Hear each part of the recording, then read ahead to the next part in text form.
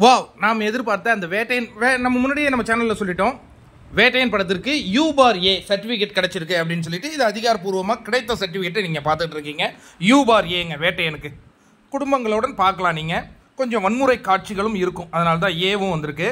இதில் கண்டிப்பாக வன்முறை காட்சி, என்கவுண்டர் படம்னா வன்முறை காட்சி இல்லாதையா கண்டிப்பாக இருக்கும் இல்லையா? இப்போ இதில் முக்கியமான விஷயம் நீங்கள் பார்க்க வேண்டியது என்னென்னா, அவங்க வந்து பெரிய அளவில் மாடிஃபைட் பண்ணலை. சின்ன சின்ன விஷயங்களுக்கெல்லாம் மாடிஃபைட் பண்ணிவிட்டு சில இடங்களில் நீங்கள் மியூட் பண்ணீங்க அப்படின்னு சொல்லிட்டு படத்துக்கு வந்து U/A சென்சார் கொடுத்துருக்காங்க. படம் எவ்வளவு நேரம் ஓடுது அப்படிங்கிறது ரொம்ப ரொம்ப இம்பார்ட்டண்ட்டான விஷயம் இல்லையா? 2 மணி நேரம் 43 நிமிடங்கள்.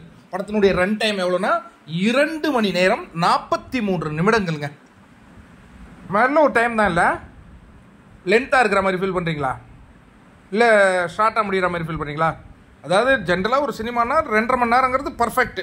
3 மணி நேரம் போட்டாங்கன்னா ரம்பம் போட்டுருவாங்க.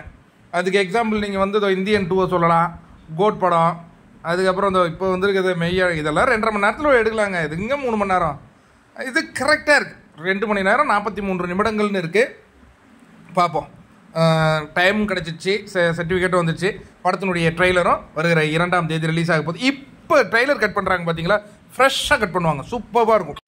இந்த ட்ரெய்லர்லாம் அற்புதமாக கட் பண்ணி அழகாக பின்னணி இசையெல்லாம் சேர்த்துட்டாங்கங்க. ஏன்னா அனிருத் கிளம்பி நேராக எங்கே போயிட்டாரு, அவர் அமெரிக்கா போயிட்டார். அதனால் இந்த பட பணிகள்லாம் பக்காவாக முடிஞ்சிருக்கு. ஒரு எக்ஸைட்மெண்ட்டாக இருக்குல்ல? கண்டிப்பாங்க படம் நல்லா தான் இருக்கும்.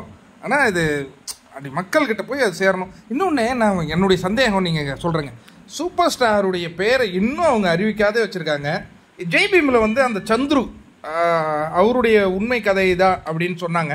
இதேமாரி சூப்பர் ஸ்டாருக்கு யாருடைய உண்மையான பெயரும் இருக்குமோ, இல்லை இது யாருடைய இந்த என்கவுண்டர் ஸ்பெஷலிஸ்ட் ஒருத்தருடைய உண்மை கதையாக இருக்குமோ அப்படின்னு பல கோணங்களில் நான் திங்க் பண்ணிகிட்ருக்கேன். நண்பர்களே பதில் சொல்லுங்கள், என்ன தான் இருக்கும் சூப்பர் ஸ்டார் பேர்?